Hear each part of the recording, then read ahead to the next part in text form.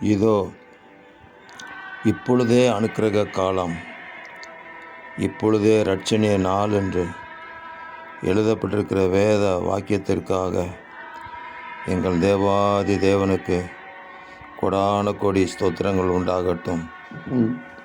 இன்றைக்கு, இன்று முதல் என்று நீங்கள் சொல்லியிருக்கிறீங்களே, இன்றைக்கே அனுக்கிரக காலமாகவும் இப்பொழுதே இரட்சணிய நாளாகவும் இந்த நாள் எங்களுக்கு இருப்பதாக.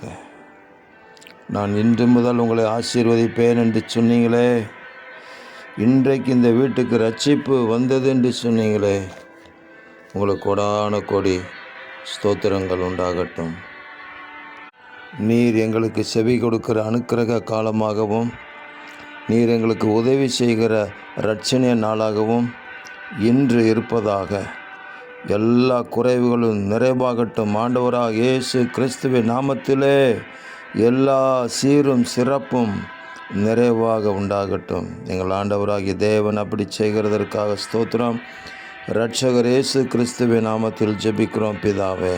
ஆமேன், ஆமேன், ஆமேன்.